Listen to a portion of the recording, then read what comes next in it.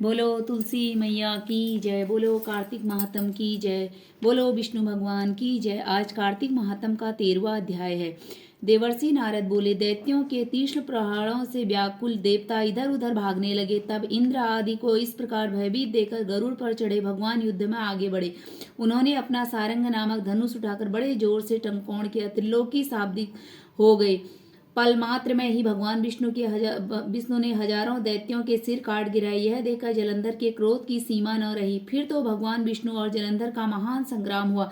बाणों से आकाश भर गया। लोग आश्चर्य करने लगे। भगवान विष्णु ने अपने बाणों के वेग से उस दैत्य की ध्वजा, छत्र और धनुष बाण काट डाले तथा एक बाण से उसकी छाती में प्रहार किया। इससे व्यथित हो उसने अपनी प्रचंड गदा उठाकर गरुड़ के मस्तक दे मारी। गरुड़ पृथ्वी पर गिर पड़ा। साथ ही क्रोध से उस दैत्यों ने अपने होंठ काटे।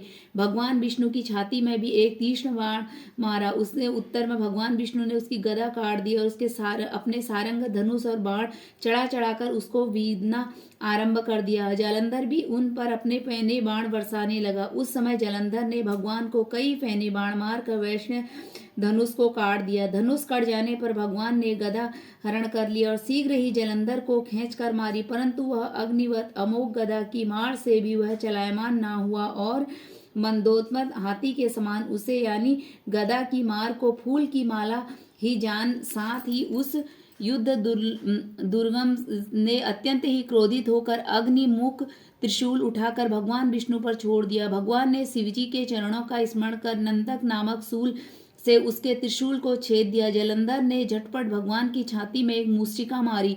उससे उत्तर में भगवान विष्णु ने अपनी छाती पर अपनी मूष्टिका का वार किया। फिर दोनों घुटने टेक कर बाहों और मूष्टिकों से बाहु युद्ध करने लगे। कितनी ही देर तक भगवान उसके साथ युद्ध करते रहे। कुछ भ्रमित से हो गए। तब सर्वश्रेष्ठ मायावी ने भगवान उस दैत्य से मेघवाणी में बोले, हे रण दुर्मुख दैत्य श्रेष्ठ, धन्य है जो इस महायुद्ध में इतने बड़े बड़े आयुधों से भी भयभीत न होकर तेरे इस युद्ध से मैं बड़ा खुश हुआ।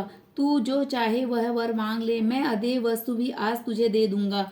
मायावी भगवान विष्णु की ऐसी वाणी सुनकर जलंधर ने कहा, हे भाऊ, यदि आप मुझ पर खुश हैं तो यह वर दीजिए कि आप मेरी बहन के साथ तथा अपने सारे कुटुंबियों सहित मेरे घर पर निवास करें। नारद जी कहते, उसके ऐसे वचन सुनकर भगवान को खेद तो हुआ, किंतु उनकी क्षण उनने देवेश से तथास्तु कह दिया। अब भगवान विष्णु सब देवताओं के साथ जलंधरपुर में जाकर निवास करने लगे। जलंधर अपनी बहन लक्ष्मी और देवताओं सहित भगवान को वहां पाकर बहुत ही प्रसन्न हुआ।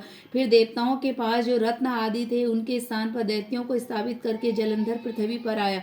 निशुंभ को पाताल में स्थापित कर दिया। देव, दानव, यज्ञ, गंधर्व, सर्प, राक्षस, मनुष्य आदि सबको अपना वर्ती बनाकर त्रिभुवन पर शासन करने लगा। उसने धर्मानुसार सुपुत्रों के समान प्रजा का पालन किया। उससे धर्मराज मैं सभी सुखी थे। तो आज की कथा यहीं पर पूर्ण हुई। बोलो विष्णु भगवान की जय हो। बोलो कार्तिक महात्म की जय हो। बोलो तुलसी मैया की जय हो। जय जय जय माँ तुलसी।